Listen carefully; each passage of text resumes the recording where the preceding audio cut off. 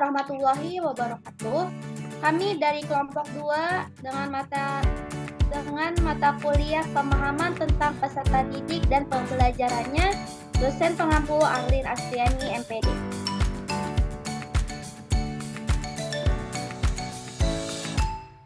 Di sini kami akan memaparkan hasil diskusi kami tentang studi kasus di ruang kelas. Adapun anggota kelompok 2 adalah saya Febiana Ilwan Kajuri, SPD.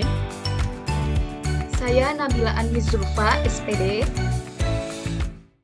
Saya Raudah Nur Pratiwi, SPD. Saya Siti Herawati, SPD. Dan saya Umega Kusamawati, SPD.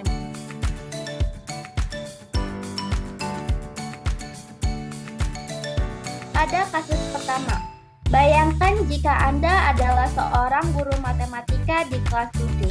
Saat ini Anda hendak menyampaikan materi mengenai matematika sosial, yakni mencari nilai rata-rata atau NIR. Untuk memudahkan peserta didik dalam memahami pembelajaran, Anda mencoba untuk membuat urutan atau langkah-langkah yang perlu diikuti oleh peserta didik agar dapat mencari nilai rata-rata pada sebuah soal. Anda meminta kepada peserta didik untuk mengerjakan soal yang Anda berikan. Hasilnya, peserta didik mampu mengerjakan dengan benar sesuai dengan langkah-langkah yang telah Anda siapkan. Beberapa kemudian, Anda meminta kepada peserta didik untuk mengulangi soal yang sama tanpa melihat urutan pengerjaan soal, dan peserta didik mampu mengerjakannya dengan benar.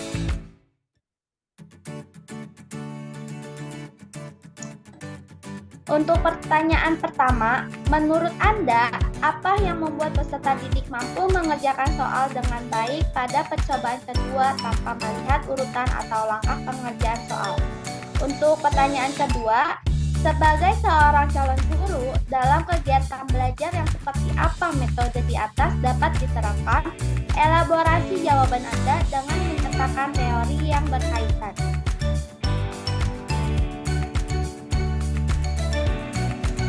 Jawaban pertama, menurut kelompok kami, hal yang membuat peserta didik mampu mengerjakan soal dengan baik pada percobaan kedua tanpa melihat urutan atau langkah pengerjaan soal adalah karena peserta didik telah memiliki pengalaman sebelumnya melalui penjelasan menyeluruh dari gurunya.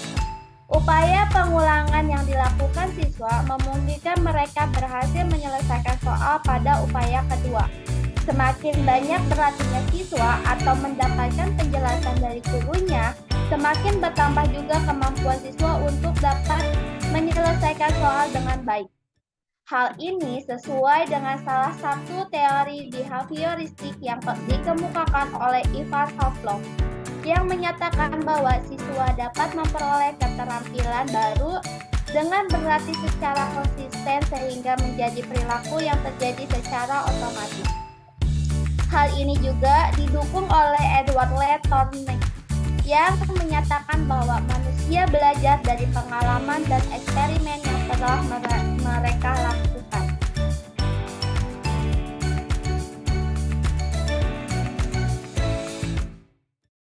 Baik, untuk pertanyaan kedua, yaitu dalam kegiatan belajar yang seperti apa metode di atas dapat diterapkan, kemudian elaborasi jawaban dengan menyertakan teori yang berkaitan. Menurut hasil dari diskusi kelompok kami, metode ini dapat efektif diterapkan pada saat peserta didik menjumpai beberapa teori atau rumus yang mungkin perlu diingat atau dihafalkan. Pengulangan penyampaian materi dan latihan dapat membantu siswa mengingat materi terkait lebih lama. Kegiatan belajar lain juga efektif melakukan penggunaan metode ini seperti pada saat diskusi. Pengulangan dilakukan dengan cara peserta didik menyampaikan kesimpulan hasil diskusi, kemudian guru menyampaikan kesimpulan itu sebagai penegasan, dan pada akhir pertemuan, guru kembali menyampaikannya sebagai penutup. Model pembelajaran yang bisa diterapkan pada kasus tersebut juga bisa menggunakan dengan model pembelajaran AIR atau Auditory Intellectually Repetition. Metode ini yaitu belajar dengan mendengar, belajar dengan berpikir, dan adanya pengulangan yang bermakna pendalaman, perluasan, serta pemantapan dengan cara siswa dilatih melalui pemberian tugas.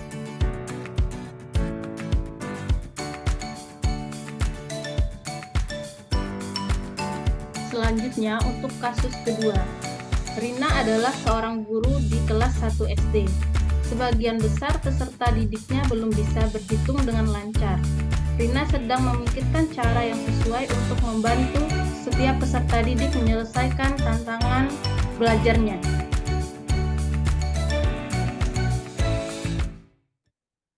Untuk pertanyaan pertama, menurut Anda, apa yang dapat Rina lakukan untuk membantu peserta didiknya sesuai dengan tahap perkembangan usia?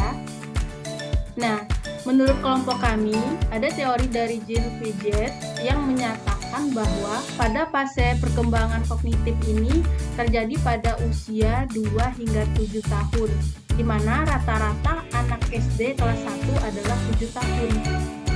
Pada tahap ini, anak mulai mempresentasikan dunia dengan kata-kata dan gambar. Jadi, anak pada usia ini hanya bisa menerapkan logika pada benda fisik. Salah satu cara yang dapat dilakukan oleh Rani yaitu dengan menciptakan pembelajaran dengan menerapkan logika pada benda fisik untuk merangsang dan berpikir anak. Salah satu cara yang dapat dilakukan adalah dengan menyediakan barang-barang di sekitar siswa seperti stik es krim, tutup botol, dan lidi.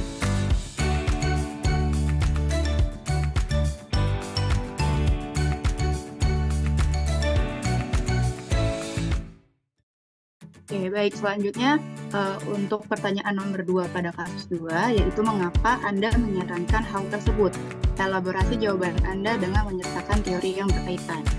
Menurut hasil diskusi kelompok kami, pembelajaran yang dikemukakan sebelumnya itu dapat dikaitkan dengan teori belajar konstruktivis, di mana menurut Arafah dan kawan-kawan tahun 2023, teori konstruktivisme sendiri merupakan suatu teori tentang bagaimana peserta didik mengkonstruksi pengetahuan dari pengalaman yang unik pada setiap individu dengan menyediakan benda-benda di sekitarnya seperti lidi.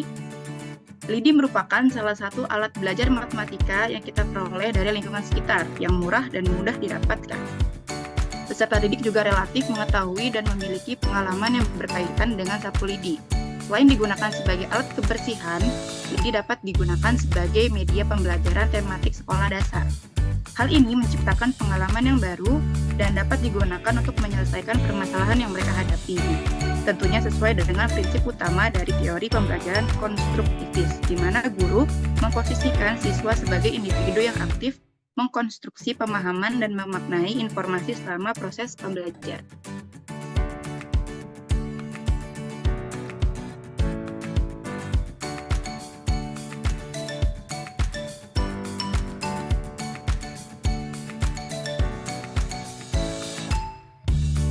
Baik, selanjutnya yaitu kasus yang ketiga. Made adalah seorang guru yang mengajar di salah satu sekolah negeri wilayah Bali. Ia mengampu mata pelajaran bahasa Indonesia. Ia hendak mengajarkan materi teks deskripsi pada peserta didiknya. Pada buku cetak yang menjadi panduannya saat mengajar, terdapat beberapa contoh teks deskripsi menceritakan tentang bangunan pencakar langit yang ada di ibu kota. Dengan memperhatikan latar belakang setiap peserta didiknya, Made pun mencoba untuk memberikan contoh yang berbeda. Ia memberikan contoh teks deskripsi tentang pantai dan makanan khas di Bali. Kemudian selanjutnya, pertanyaan yang pertama yaitu, menurut Anda apakah pertimbangan dan keputusan Made sudah sesuai? Mengapa demikian? Untuk jawabannya, menurut hasil diskusi kami, pertimbangan dan keputusan Made sudah sesuai dalam memberikan contoh teks deskripsi tentang pantai dan makanan khas di Bali sangat tepat dan sesuai. Karena Made ingin mengetahui peserta didik untuk aktif dalam memberikan contoh teks deskripsi yang berbeda dengan lingkungan peserta didik. Pemilihan topik yang dilakukan Made sangat relevan dengan tempat di mana dia mengajar, yaitu Bali.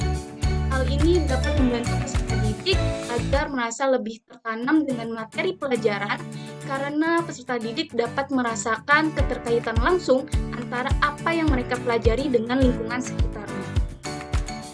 Kemudian untuk pertanyaan yang kedua, prinsip apa yang MADE gunakan dalam kasus tersebut? Elaborasi jawaban Anda dengan menyertakan teori yang berkaitan. Untuk jawabannya, menurut hasil diskusi kami, prinsip yang diterapkan oleh MADE adalah prinsip relevansi dengan lingkungan peserta didik. Prinsip ini sejalan dengan teori konstruktivisme menurut Vygotsky, di mana adanya interaksi sosial individu dengan lingkungannya, dan teori ini menekankan pentingnya peran interaksi sosial bagi perkembangan pembelajaran.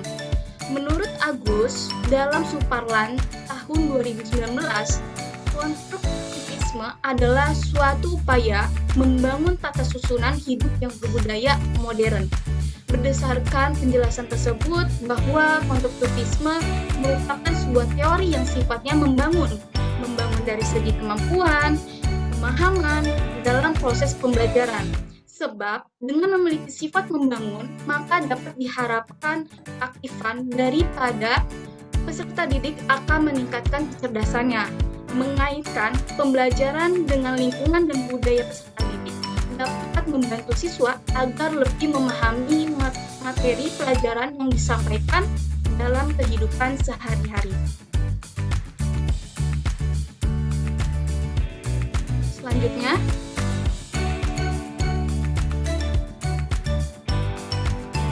Baik, setelah kelompok kami memaparkan hasil diskusi kami mendapat 3 pertanyaan dari kelompok lain.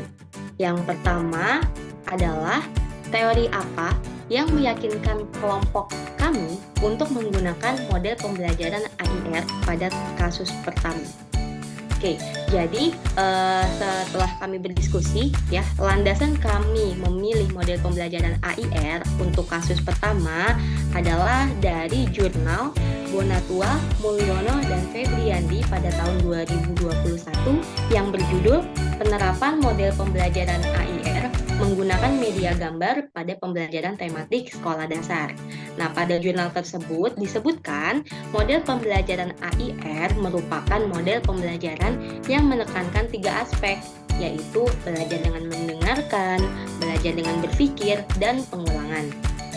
Model pembelajaran AIR merupakan salah satu model pembelajaran yang tergolong dapat memenuhi karakteristik dasar suatu model yang kondusif, yakni pengetahuan akan tumbuh dan berkembang melalui pengalaman langsung.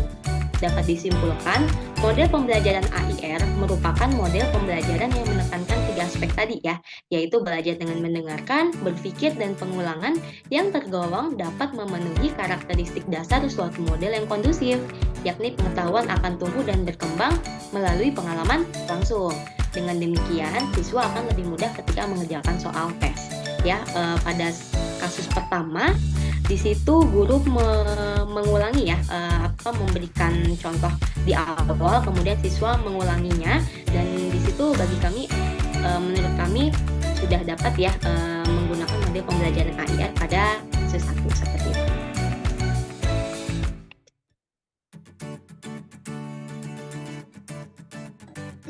Ya, pada pertanyaan kedua, yaitu kenapa kelompok kalian menggunakan teori behavior pada kasus pertama. Berdasarkan diskusi kelompok kami, yaitu karena secara psikologi, teori belajar behavioristik itu dikenal sebagai sebuah teori pembelajaran yang berfokus pada tingkah laku sebagai hasil dari pengkondisian lingkungan.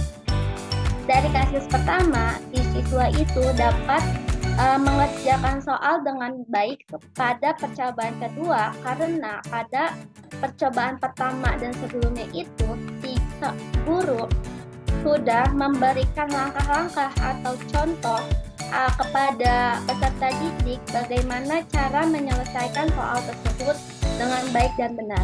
Sehingga pada percobaan kedua peserta didik ini mampu mengerjakan soal itu dengan baik. Dan itu juga termasuk pada ciri-ciri teori belajar behavioristik, yang mana mementingkan pembentukan kebiasaan melalui latihan dan pengulangan. Jadi, si peserta didik sudah terbiasa dengan langkah-langkah cara pengerjaan soal tersebut karena guru sudah memberikan langkah-langkah tersebut sebelumnya.